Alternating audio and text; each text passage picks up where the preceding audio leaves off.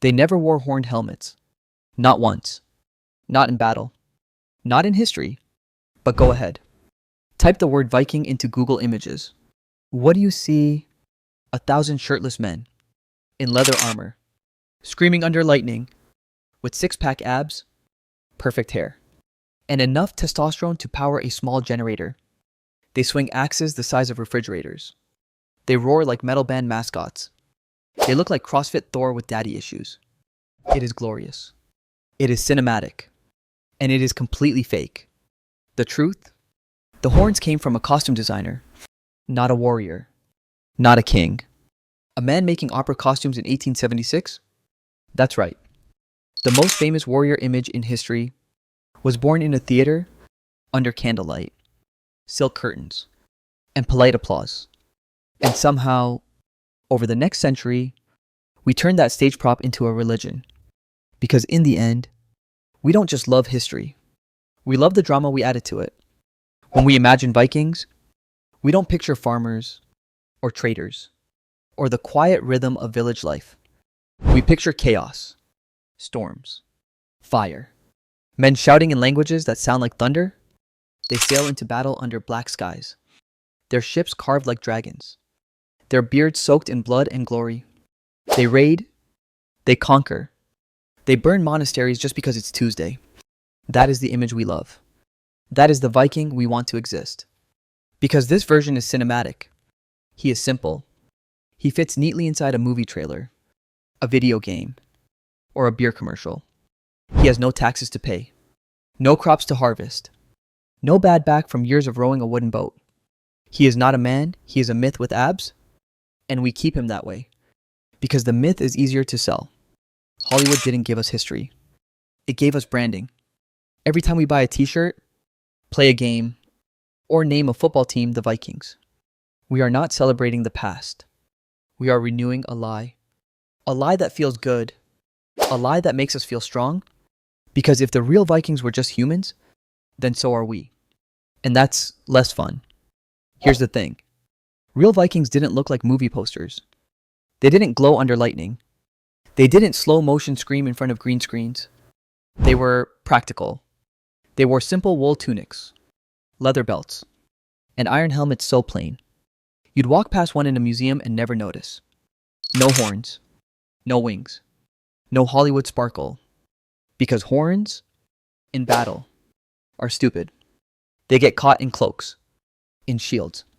In life, you die faster than your sword could even swing. Archaeologists have found thousands of Viking artifacts, tools, jewelry, weapons, even toilets. But not a single horned helmet. Not one. The only helmets with horns, they're from centuries before the Viking Age, used in rituals, not war. So no, they didn't wear horns. But we did. We wore them in our imagination. We wore them in every movie, every Halloween costume, every heavy metal album cover. Because fantasy is lighter than fact, you can lift it. You can sell it. You can believe it.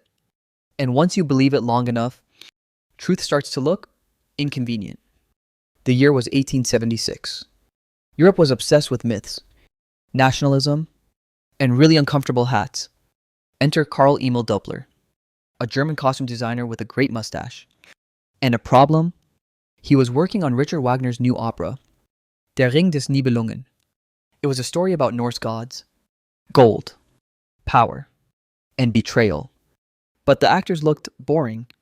No sparkle. No danger. Just sweaty men in brown tunics singing for 6 hours. So Doppler picked up his sketchbook, looked at a blank Viking helmet, and thought, needs drama. He added horns. Big, curving, magnificent horns. They made the singers look taller, stronger, and louder than the orchestra. The audience loved it. Painters copied it. Cartoonists exaggerated it. And suddenly, history had a new costume. Within a few decades, every children's book, every theater poster, every cheap souvenir in Europe had Vikings with horns. The myth spread faster than truth could fact check. By the time archaeologists said, excuse me, that's not real, The world had already moved on. Because nobody wants to correct a good story. They want to sell it. And so, a theater prop became history. A drawing became belief. And the truth quietly packed its bags and left the stage. The truth was never the problem. The problem was that the truth was boring. Real Vikings farmed. They traded. They argued about property lines and sheep. They weren't gods. They were neighbors.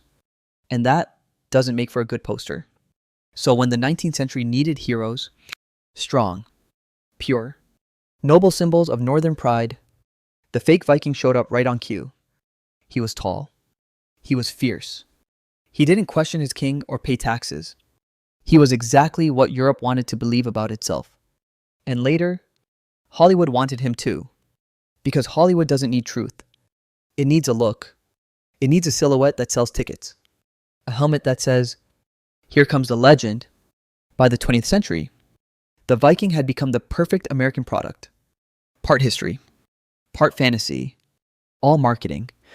He was on cereal boxes, football logos, beer cans, 1,000 years of mud and sweat, washed away by one clean, shiny, cinematic lie.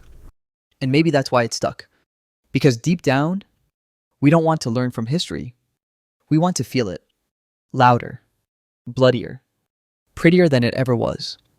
The truth is too quiet. It doesn't trend. It doesn't sell. But the lie has horns. And we love how they look on us. So here we are, centuries later, still drawing horns on ghosts. We've built movies, memes, and merchandise on a costume sketch from a German opera. We've turned stage props into heritage and theater lighting into divine light. That's not history. That's mythology with better PRs. But here's the twist. Maybe we need it. Because history, by itself, is lonely. It doesn't flatter us. It doesn't give us heroes that look like us. It reminds us that we were once just people. Flawed. Ordinary. Unremarkable. So we decorate it. We add horns to our ancestors. So we can feel braver than we are. We dress our past in armor to forget how fragile we've always been. And when someone tells us the truth, we shrug. We laugh. We say, "Yeah, but the fake one looks cooler." That's not ignorance. That's human nature. We don't just rewrite the past. We cosplay it. We meme it. We worship it. And after all these centuries, the Vikings are still conquering the world. Not with swords, but with an idea that we keep wearing proudly every time we mistake drama for truth. Because they never wore horns, but we still do.